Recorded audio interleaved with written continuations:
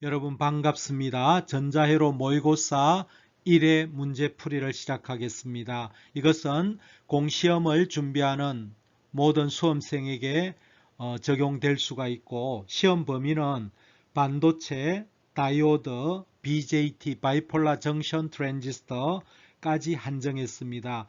다음 모의고사 2, 3에서는 다음 단계로 옮겨가도록 그렇게 하겠습니다. 자, 1번 문제입니다. 난이도는 하가 되겠습니다. 반도체의 성질을 물어보는 경우로서 옳지 못한 것입니다. 자, 가를 보게 되면은 가에 대한 해설은 정온도 계수라고 하는 것은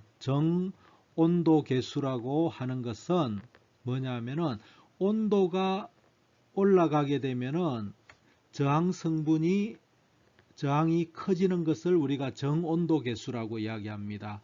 자, 반도체는 여러분들이 이거 중요합니다. 온도가 상승하게 되면은 전도도가 올라갑니다. 그리고 저항은 그래서 떨어지게 되죠. 그래서 이것을 우리가 마이너스 온도 계수를 갖는다고 이야기를 하는 겁니다. 이것이 반도체에 아주 중요한 겁니다. 일반적으로 모든 물질은 이와 같이 정온도 계수를 갖습니다. 근데 반도체는 이와 같은 부온도 계수를 갖는 것이 아주 중요한 특징 중에 하나가 되겠습니다. 그래서 가번이 틀린 설명이 되겠습니다.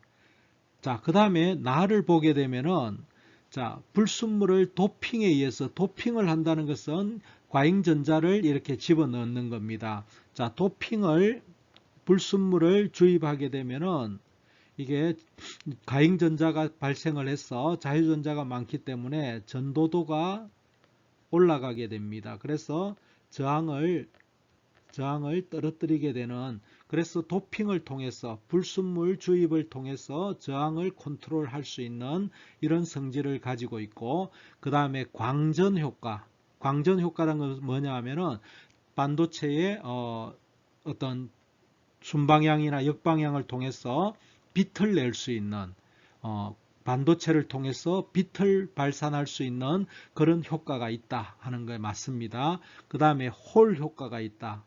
홀 효과, 이거는 뭐냐면은 자기장 내에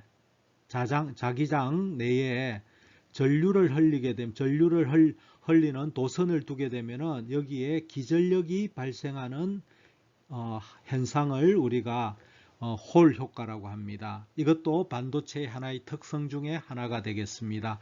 그래서 답은 가번이 되겠습니다.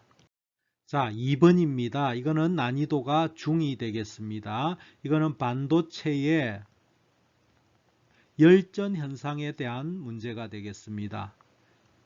열전 현상. 즉 무슨 말이냐면은 열과 어떤 기전력, 전압 사이의 관계를 이렇게 규명하는 것을 우리가 반도체의 열전 현상이라고 이야기합니다. 그러니까 열과 어떤 전압과의 관계를 말하는 겁니다. 자, 그러면은 이것이 이제 여러분들이 반도체의 열전 현상에서는 크게 세 가지가 있습니다. 펠티에, 지백, 그 다음 톰슨, 이런 현상이 세 가지가 있습니다. 자, 우리가 펠티에, 이거는 두 키워드만 제가 설명하겠습니다. 이종 금속 또는 반도체입니다. 이종입니다. 반도체에서, 자, 이거는 전압을 가하면은, 기전력을 가하면은 온도차가 발생하는 현상입니다. 지백입니다. 펠티하고 반대입니다. 이종 금속 또는 다른, 그러니까 두 종류의 금속 또는 반도체에서 이거는 온도차를 주게 되면은 전압이 발생하는 현상입니다. 자, 톰슨은 일종입니다. 일종 동일 물질입니다. 동일 물질에서 이것은 전압을 주면은 온도차가 발생하는 현상입니다. 그래서 여러분들이 키워드를 잘 기억을 하시면 되겠습니다. 이거는 다른 종류의 물질에서 전압을 주면은 온도차, 그 다음 이거는 다른 종류에서 온도차를 주게 되면은 전압을 발생하는, 이거는 지백은 펠티하고 반대의 개념이죠. 톰슨은 같은 동일한 물질에서 전압을 주게 되면은 온도차가 생기는 현상입니다. 이것이 열전 현상입니다. 다음 중 열전 현상이 아닌 것은, 이런 것도 시험에 나옵니다. 그러면은 여기서 설명하는 것은 이 종류의 금속 또는 반도체에서 두 점 사이에 온도 차를 주면은 기전력이 발생하는 것. 전압은 기전력이죠. 기전력입니다. 온도 차를 주면은 기전력이 발생하는 것. 지백이죠. 그래서 나번이 답이 되겠습니다. 자, 3번입니다. 이것은 난이도가 하가 되겠습니다. 도체의 에너지 대역 구조에서 전자가 자유롭게 이동할 수 있는 에너지 대역은, 자, 여기에 우리가 가전자 대역이 존재를 합니다. 여기가 전도 대역입니다. 이거는 전도 대역, 컨덕션 밴드라 해서 전도 대역이고, 여기는 가전자 대역이라고 합니다. 이거는 또는 다른 충만 대역이라고도 같이 합니다. 그러니까 나와 라는 같은 뜻이죠. 자, 이 사이를 우리가 금지 대역이라고 합니다. 그래서 자유전자가 전자가 자유로이 떠다닐 수 있는 이 대역을 우리가 전도 대역이 되겠습니다. 자, 4번입니다. 이 문제도 한 난이도를 하를 두겠습니다. 홀 효과에 대한 문제입니다. 이것이 반도체 할 때는 꼭 이렇게 출제가 되는 문제가 되겠습니다. 이것은 답은으로서 자기장을 이렇게 N 것과 S, 자기장이 이렇게 존재하는 내에 이렇게 전류를 흘리게 되면은 기전력이 발생합니다. 여기 전류가 흐르면은 여기에 최종적으로 기전력 E가 발생하는 이 현상을 우리가 홀 효과라고 합니다. 그래서 전류와 자기장과 기전력을 발생시키는 그런 현상을 홀 효과라고 합니다. 자, 5번입니다. 난이도는 하로 잡겠습니다. N형 반도체에 대한 설명으로 옳지 않는 것입니다. 이거하고 반대로 여러분들이 P형 반도체와 차이점을 잘 기억을 하셔야 되겠습니다. 자, 사가 실리콘에 5가의 불순물을 미량 혼합하여 만든다. 맞습니다. 그죠? 자, 불순물로서 N형에서는 비소와 안티몬, 자, N형에서는 5족 원소를 이렇게 하는 게 맞습니다. 다수 반송자가 N형은 전자입니다. 그래서 이거는 전공이 틀린 겁니다. 전자인 반도체다. 그래서 답은이 틀린 답이 되겠습니다. 자, 과잉전자를 만드는 불순물을 우리가 도너라고 한다 하는 겁니다. 이런 것들을 잘 기억하시면 좋겠습니다. 6번입니다. PN 접합 에서 역방향 바이어스에 대한 전압을 점차 전격할 때 일어나는 현상이 아닌 것은, 이거는 난이도 한 중급으로 이렇게 보겠습니다. PN 접합에서 역방향 바이어스를 했을 때 일어나는 현상으로 잘못된 것입니다. 자, 보게 되면은, 자, 여기에 P형하고 N형 반도체가 있습니다. 여기가 P고 N입니다. 이렇게 P형에다가 마이너스 N형에다가 플러스로 이렇게 가하는 것을 우리가 역바이어스라고 이야기를 합니다. 그럼 이렇게 했을 때 접합면에, 여기 접합면에 불순물 분포가 급격히 변화할 때 제너 효과를 일으킨다 하는 겁니다. 자, 이것도 맞습니다. 불순물이 급격히 변화할 때 제너 효과를 일으킨다는 거. 자, 접합면의 불순물 분포가 비교적 완만하게 변화할 때 전자사태를 일으킨다. 맞습니다. 자, 역전압을 증가하면 공핍층의 전정 용량도 증가한다. 자, 이것이 틀렸습니다. 자, 이것은 우리가 공식으로 잘 기억해야 되는데, 여기 접합면에 캐패시턴스가 발생하는데, 요 C는 역바이어스의 루트의 VR, 10분의 1에 반비례합니다. 이것은 우리가 역바이어스 전압입니다. 역바이어스 전압. 그러니까 바이어스 전압을 이렇게 많이 가하게 되면은 캐패시턴스는 이렇게 반비례하게 되는, 작아지게 되는 그런 증가는 비례죠. 이것이 틀린 겁니다. 자, 소수 반송자에 의한 포화 전류는 주위 온도에 영향을 받는다. 예, 맞는 것이 되겠습니다. 자, 7번입니다. 이거는 난이도 중으로 보겠습니다. 그림과 같은 회로를 써서 그림 나에 보인 전압전류 특성 곡선을 얻고자 한다. 다이오드가 이상적이라는 것은 여기에 VF 전위장벽 0.7V가 없는 거죠. 그냥 이거는 0으로 봐버리면 되죠. 가정하면 R 값이 얼마냐 하는 겁니다. 자, 이것은 그냥 그거기 때문에 그냥 이상적인 다이오드입니다. 그렇기 때문에 요 저항이라는 것은 전압과 전류의 기울기죠. 기울기를 의미합니다. 그러면 여기 3V 여기서 시작하는데 여기 기울기를 보면은 자, 우리가 R이라는 것은 델타 I분의 델타 V의 비율이죠. 그러면 여기에 I가 세로축 3을 변할 때 V도 3이 변하죠. 그러면 이것은 3분의 3이 되어서 R은 1이 됩니다. 그래서 가번이 답이 되겠습니다. 자, 이 8번 이것도 중급으로 두겠습니다. 난이도가. 이것은 특수 목적 다이오드, 특수 다이오드에 대한 부분입니다. 자, 이 특수 다이오드에서 여러분들이 공부를 하셔야 될 게 이 특수 다이오드들이 뭐 한 7, 8가지가 있는데 이거에 대한 용도를 잘 아셔야 됩니다. 어디에 사용되는지. 그 다음에 또 하나 중요한 것이 이것이 순방향으로 접속해야 되는지, 순방향으로 사용해야 되는지, 또는 역방향으로 이것을 사용해야 되는지, 이것들에 대한 부분이 시험에 자주 출제가 됩니다. 자, 용량성 다이오드, 우리가 이것을 베렉트 다이오드라고 하죠. 이것은 역방향으로 사용을 합니다. 순방향이 아닙니다. 역방향 전압에 의해서 다이오드의 정전 용량이 가변되는 특성을 갖는다. 정전 용량이라는 것은 캐패시터죠. 그래서 먼저 가번이 틀렸습니다. 옳지 않는 거죠.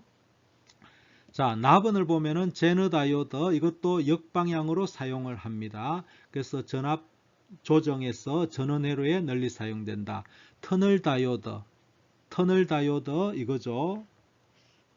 쭉 올라가다가 툭 떨어지죠. 그래서 부성 저항을 갖는다 하는 거, 고속 논리 회로에 사용이 된다. 자, 발광 다이오드 LED입니다. 이것도 순방향으로 동작하고 빛을 발산한다 하는 겁니다. 이런 용도들을 잘 기억을 하시면 좋겠습니다. 자, 9번입니다. 난이도 중으로 두겠습니다. 터널 다이오드에 대한 부분입니다. 이것이 상당히 터널 다이오드가 시험에 자주 출제되고 있습니다. 터널 다이오드의 전압 전류 특성 곡선을 여러분들이 잘 기억을 하셔야 됩니다. 자, 여기에 이쪽은 순방향이 될 거고 이쪽은 역방향이죠. 자, 이거 특성 곡선이 이렇게 됩니다. 이런 식으로 됩니다. 자, 그러면은 이것을 보게 되면은 자, 역바이어스 상태에서 이거는 훌륭한 도체다. 자, 역바이어스가 이쪽이잖아요. 이 구간이잖아. 마이너스. 여기에서도 우리가 일반적인 다이오드 같은 경우에 전류가 흐르질 않죠. 이 부도체죠. 일반 다이오드는, 이거는 일반 다이오드입니다. 일반 다이오드는 부도체입니다. 근데 이거는 터널 다이오드는 이와 같이 전류가 흐르게 됩니다. 전류가 흘러서 도체로서 작용이 된다는 겁니다. 그 다음 두 번째, 작은 순 바이어스 상태에서 저항은 대단히 크다. 자, 여기 보면은 적은 순바이어스가 이 구간이죠. 그래서 적은 구간이랑 요 정도 되겠죠. 이 정도 구간에서 전류가 흐르잖아요. 이것은 저항은 그리 크지가 않습니다. 이게 이 기울기가 저항이죠. 그래서 이렇게 되면은 저항이 아주 큰데 이거는 저항이 그리 크지가 않습니다. 그래서 나번이 틀린 겁니다. 그 다음 터널링은 순 바이어스에도 발생한다. 터널링이라는 것은 이렇게 했을 때 전류가 갑자기 팍 흐르는 이것을 터널 현상이라고 하는데 순 바이어스에도 발생한다 하는 게 맞습니다. 펄스 회로 또는 개수 회로에 유익하게 사용한다. 자, 이것은 우리가 발진기, 이제 주로 응용이 발진기죠. 그래서 펄스 회로, 펄스 발생 회로, 그 다음에 카운트 회로 이런 데 많이 사용이 된다는 겁니다. 자, 10번입니다. 이것은 SCR, 여러분들이 난이도를 중으로 두겠습니다. 우리가 실리콘 제어 정류 소자 SCR. 자, 이것은 우리가 4층 다이오드입니다. 4층 구조 반도체입니다. SCR. 자, 이걸 우리가 MPNP와 같이 4층 구조로 되어 있습니다. 이런 구조를 우리가 사이리스트라고 이야기를 하는데, 이 사이리스트의 종류에는 뭐 여러 가지 있습니다. 여러분들이 이런 것도 시험에 종종 출제가 되니까 공부를 좀 해 두시면 좋겠습니다. 자, 여기에 SCR의 특성 곡선은 가번이 답이 되겠습니다. 자, 11번입니다. 이것도 난이도를 중으로 보겠습니다. 이것은 자주 출제가 되는데, 이거는 BJT하고 FET에 대한 비교 설명입니다. 자, BJT와 MOSFET, FET의 또 한 종류인 MOSFET의 설명으로, 비교 설명으로 옳지 않는 겁니다. 자, 하나하나 보겠습니다. BJT는 베이스 전류에 의해서 구동되며, 맞습니다. FET는 게이트 전압에 의해서 구동된다. 이거 맞습니다. BJT는 전자 또는 전공 중 한 종류에 의해서 캐리에 의해서 전류가 흐르며, 모스펫은 전자 중 두 종류에서 흐른다. 이거 반대입니다. 반대 개념입니다. BJT는 바이폴라잖아요. 그죠? 이거는 우리가 양극성 소자라고 이야기를 하고, 모스펫은 우리가 단극성 소자라고 이야기를 합니다. 그래서 이 말이 완전히 바뀌어 있습니다. 자, BJT는 모스펫에 비해서 전력 소모가 크며 고속 동작을 주로 한다. 맞습니다. 모스펫은 BJT에 비해서 집적 회로에 차지하는 공간이 작아서 대용량 집적이 가능한 디지털 회로에 사용된다. 맞습니다. 자, 납은을 서로 바꾸어서 BJT하고 모스펫을 바꾸어서 설명했기 때문에 납은이 틀렸습니다. 자, 이것을 여러분들이 이거 FET와 BJT의 비교를 여러분들이 꼭 기억을 하셔야 됩니다. 시험에 자주 출제되는 요소 중에 하나입니다. 자, 12번입니다. 이것은 난이도를 그냥 상으로 놓겠습니다. 최상은 아니고 조금 그냥 일반적인 상으로 두겠습니다. 다음 단상 반파 정류 회로에서 직류 전압의 평균치와, 그죠?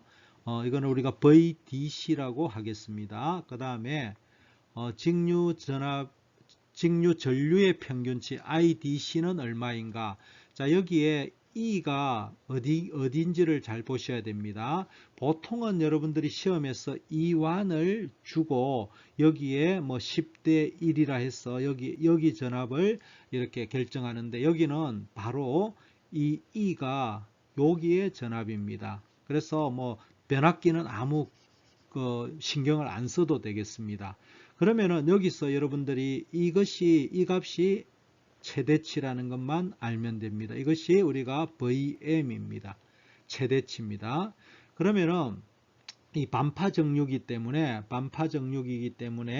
자, 우리가 VDC 또는 뭐 EDC라고 하는데, 반파 정류기는 파이분의 VM이라는 걸 기억을 하실 겁니다. 그러면은 3.14분의 100루트 2가 됩니다. 100루트 이걸 계산하면은 약 45가 나오게 됩니다. 그러면은 IDC는 뭐냐 이거죠. 그럼 IDC는 여기에 이제 VDC가 생성이 되니까 직류입니다. 그러면 여기 IDC는 뭐냐? 그죠? IDC는 그냥 R분의 VDC죠. 그러면은 R이 얼마입니까? 10이죠. 그럼 10분의 45니까 이거는 4.5 암페어가 될 겁니다. 이거는 볼트죠. 그래서 답은이 되겠습니다. 자, 13번입니다. 이것은 난이도를 중으로 두겠습니다. 맥동률에 관한 부분입니다. 자, 이게 우리가 전원 회로에서 우리가 정류를 하고 다시 필터를 거치게 되면은 이와 같이 DC가 깨끗하게 나와야 되는데 그렇지 못하죠. 이와 같이 이렇게 울게 됩니다.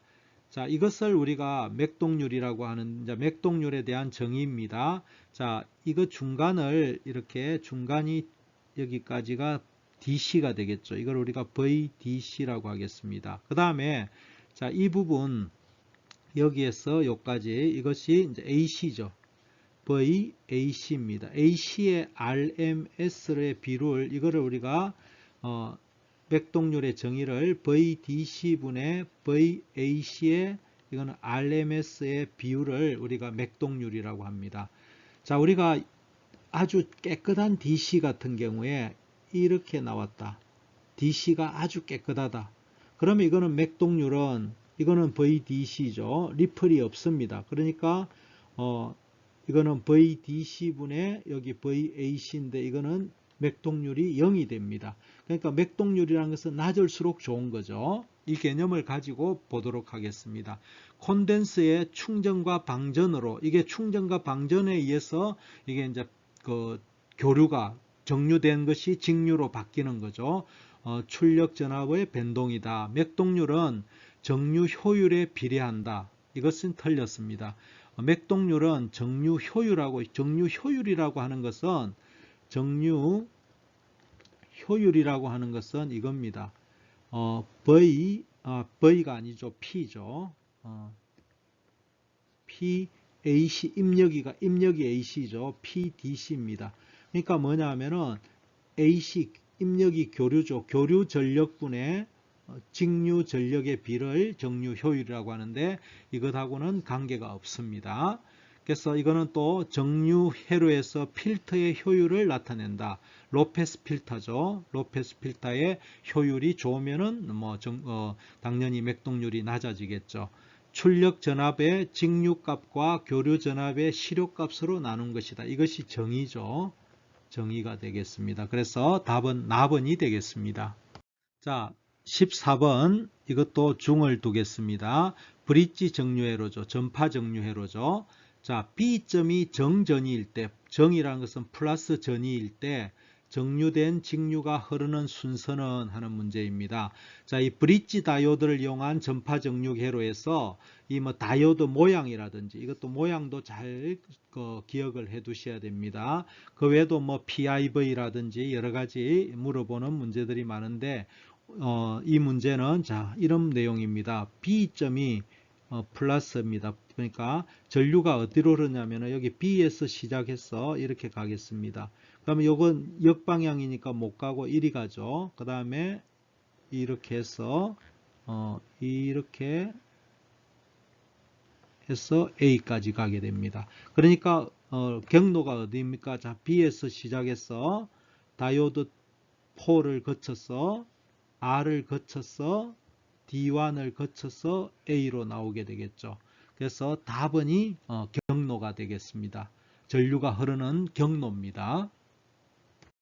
자, 15번입니다. 이 내용은 여러분들이 난이도는 한 중 정도 두겠습니다. 자, 이것은 우리가 배전압 회로죠. 배전압 회로가 되겠습니다.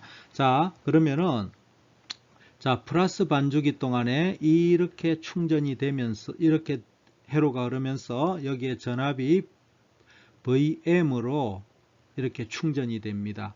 그러면은 다음 플러스 주기 동안에 마이너스 주기 동안에는 전류가 어떻게 흐르냐면은 마이너스 주기 동안에는 이렇게 해서 이렇게 전류가 흐르게 됩니다. 그러면은 여기에 어떻게 충전이 되면은 여기는 2VM이 충전이 됩니다. 2VM이 2배의 VM이 캐패시터에 충전이 됩니다. 자, 여러분들이 중요할 것은 여기에 사인파에서 이것이 VM입니다. 이게 최대치죠. 최대치 VM이 됩니다. 그러면은 이거에 대한 답은 2배의 VM이 얼마입니까? 100루트 2죠. 그럼 이것은 200루트 2가 답이 될 겁니다. 자, 16번입니다. 이것도 난이도를 중으로 두겠습니다. 뭐 하로 둬도 무난할 거로 생각하는데, 자, 맥동 전압 주파수가 전원 주파수의 6배가 되는, 자, 이것은 뭐냐면 우리가 정유기죠. 정유기에서 여러분들이 정유기 단상 같은 경우에는 반파가 있고 전파 정유기가 있죠. 자, 반파 정유기 같은 경우에는 그냥 입력 주파수하고 출력 주파수가 같습니다. 이거는 자, 입력 주파수 FS에다가 이거는 2배 한 것이 Fout이 됩니다. 2배의 주파수가 만들어집니다. 근데 자, 6배가 된다는 것은 우리가 이제 3상이 되면은 여기다가 우리 교류 3상이 되게 되면은 3상 같으면은 여기다가 곱하기 3을 해야 됩니다. 3상일 경우에는 Fout은 2배의 FS에다가 3상이기 때문에 곱해주면은 6FS가 됩니다. 그래서 3상 전파일 때 전파 정류를 하게 되면은 입력에 이것은 입력 주파수입니다. 입력 주파수의 6배가 됨을 우리가 알 수가 있습니다. 자, 17번 난이도 중을 두겠습니다. 자, 이것은 뭐에 대한 거냐면은 전압 변동률에 관한 부분입니다. 전압 변동률 공식을 꼭 기억을 하셔야 됩니다. 전압 변동률이라는 것은 뭐냐면은 여러분들이 어댑터 아시죠? 여기에 어댑터가 있다. 여기 220V입니다. 그럼 여기에 어댑터의 전원 공급 장치에 보면은 여기가 DC 12V가 나온다 합시다. 그러면은 이렇게 DC 12V인데 여기다가 만약에 노트북을 여러분들이 연결을 했다고 합시다. 노트북입니다. 그러면은 이게 무부하일 때 노트북을 연결하지 않으면 이거는 12V죠. 그죠? 이게 무부하 전압입니다. 근데 이거를 노트북을 연결을 하게 되면은 여기 전압이 얼마가 되냐면은 뭐 11.8V가 떨어진다 이거죠. 그러니까 이거를 무부하 전압을 이거를 VO라고 하는 겁니다. 무부하 전압을 여기 부하가 연결되어 있을 때를 우리가 부하가 연결됐을 때 이걸 V가 됩니다. 그럼 VO는 뭐냐? 부하가 없을 때 노트북을 연결하지 않았을 때의 전압입니다. 그러면은 여기에서 전압 변동률을 우리가 알파를 어떻게 하느냐? 이게 정의입니다. V에 VO-V 곱하기 100 이렇게 해준 것이 우리가 전압 변동률에 그럼 요 예제 같은 경우에 얼마가 되죠? 11.8분의 12-11.8 곱하기 100 해준 게 이게 전압 변동률이 됩니다. 그러면은 이것은 답은이 답입니다. 이 공식을 꼭 기억을 하셔야 됩니다. 계산 문제도 종종 출제가 됩니다. 자, 18번입니다. 이것은 뭐 그냥 아주 어렵지는 않은데 중 또는 상이 되겠습니다. 자, 제너 다이오드에 관한 문제로서 이거 제너 다이오드에 흐르는 전류는 이런 문제들이 시험에 자주 출제가 됩니다. 여기에 흐르는 전류를 우리가 IZ라고 하겠습니다. IZ. 그러면 여기에 자, 이걸 우리가 제가 좀 확대해서 그리겠습니다. 여기가 18V입니다. 저항이 있고 여기에 제너 다이오드가 있고 다시 그립니다. 여기에 100이 요 있고 여기가 15ohm이고 이게 18V입니다. 그러면 여기에 제너 전압은 10V입니다. 이렇게 10V가 걸립니다. 그러면은 자, 여기 전압하고 여기 전압이 같기 때문에 여기에 흐르는 전류는 얼마입니까? 100분의 10이 되어서 이게 여기로 0.1A가 흐르죠. 그죠? 그 다음에 여기에 흐르는 전류 우리가 I라고 하겠습니다. 이 I는 여기 전압이 10V, 여기하고 여기가 10V입니다. 그러면은 키로요프 법칙을 하면은 여기에 흐르는 전류 I는 얼마가 되냐면은 10분의 18-10이 되어서 이게 0.8A가 됩니다. 그러면 자, 여기서 한번 보십시오. 여기에 0.8이 들어갑니다. 0.8이 가고 여기로 0.1이 갑니다. 그럼 여기는 얼마죠? 0.7이 가죠. 이게 IZ입니다. 이게 IZ가 됩니다. 그래서 0.7V가 답이 되겠습니다. 이 문제도 여러분들이 자주 출제되니까 꼭 기억을 하시면 좋겠습니다. 자, 19번 문제입니다. 이 문제도 난이도를 한 상 정도로 둘까요? 아주 상은 아니고 정전압 회로에서 출력 전압을 구하라. 이 문제도 우리가 정전압 회로입니다. 여러분들이 전원 회로에서 마지막 단계에 있는 정전압 회로 있죠. 레귤레이터. 이 정전압 회로에 관한 문제입니다. 이런 정전압 회로들이 한 4가지가 되는데 그거에 대해서 출력 전압을 계산하는 문제를 자주 출제되니까 기억을 해 두십시오. 자, 여기에 제너 다이오드가 여기가 5V입니다. 제너 다이오드가 여기가 그러니까 플러스 마이너스 5V가 되는 거죠. 자, 여기에 또 하나 중요한 것은 오프앰프는 여기에 가상 접지가 되죠. 이게 버추얼 쇼트, 가상 접지가 됩니다. 그러면 여기하고 쭉 연결이 된 거예요. 쭉 연결이 된 겁니다. 그럼 여기가 5V라는 겁니다. 여기가. 이 양단이 5V예요. 그럼 이거는 전압 분배기잖아요. 여기가 Vout이고 그 다음에 지금 이런 거죠. 여기가 Vout이에요. 그럼 여기에 저항 두 개가 이렇게 연결이 되어 있는데 여기 10kg, 10kg, 예. 여기가 얼마예요? 여기가 5V입니다. 그럼 이거는 당연히 10V죠. 그렇죠? 전압 분배기에 보면은 그냥 바로 되는 거 아니에요. 그럼 Vout은 10V가 답이 됩니다. 자, 20번 문제입니다. 이 문제의 난이도를 좀 두겠습니다. 난이도 상이 됩니다. 자, 이것은 우리가 클램프 회로입니다. 클램프 회로가 되겠습니다. 자, 이상적인 다이오드를 사용하여 그림과 같이 연결했을 때 구행파 펄스가 VI가 인가될 때 이것이 입력입니다. 여기에 들어올 때, 자, 여기 Vout선 하는 문제입니다. 자, 이것을 보게 되면은 여기에 어떻게 충전이 되는지를 보겠습니다. 자, 이제 이것을 할 때에 이것은 나중에, 이거는 바이어스인데 나중에 생각을 합니다. 이거는 최종적으로 생각을 하자 이거죠. 자, 그러면은 자, 충전이 이렇게 충전이 될 겁니다. 그러면 여기에 플러스 마이너스로 충전되는데 얼마까지 충전되느냐 하면 V까지 충전됩니다. 이거는 V로 충전이 됩니다. 그러면은 이것은 결국 뭐냐면 이거는 마이너스 V예요. 이게 부클램프예요. 이게 이렇게 충전이 되면은 부클램프가 됩니다. 그러면은 이 값이 얼마가 되느냐 하면은 이거하고 이거는 직류죠. 그죠? 직류하고 요거 펄스하고 합쳐지면은 이것하고 합쳐지면은 그만큼 V만큼 빼주면 됩니다. 그러면 이거는 얼마가 됩니까? V를 빼면은 이거는 0V가 되죠. 이 점은. 그러면 이거는 얼마가 됩니까? 마이너스 2V가 되죠. 이렇게 이거에 의해서 충전에 의해서 이만큼 내려옵니다.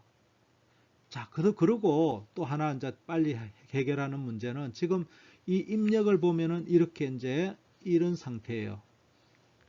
이게 뭐가 되냐면은 지금 현재 0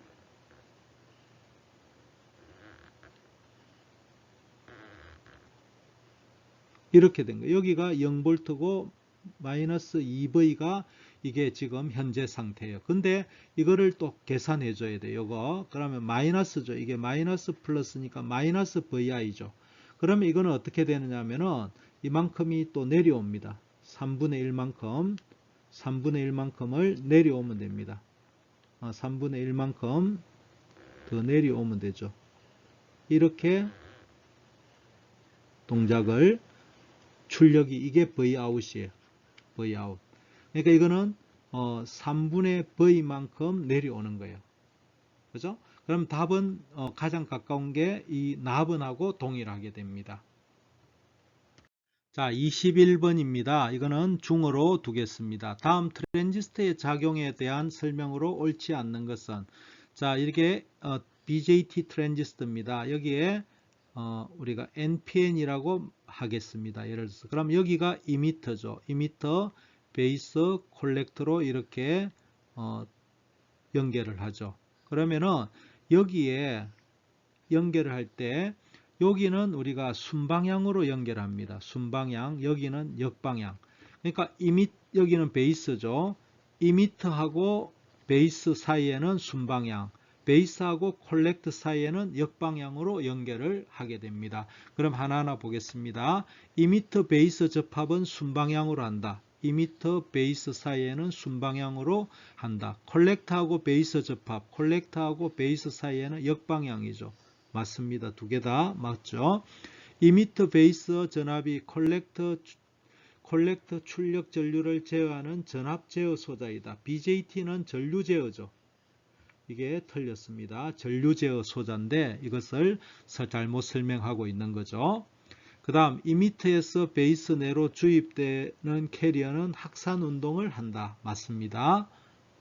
자, 22번은 하가 되겠습니다. 트랜지스터에서 트랜지스터가 차단과 포화 영역에서 동작할 때 이것은 스위치가 되는 거죠. 차단은 오프가 되겠고 포화는 스위치가 온 상태를 의미해서 이것은 스위치와 같이 동작을 하게 됩니다.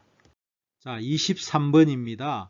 자, 이것을 보면은 에미터 접지에서 IB가 베이스 전류가 80에서 100 마이크로로 변할 때 IC는 4에서 6으로 변화했다. 그러니까 우리가 이거는 이제 베타 개념이죠.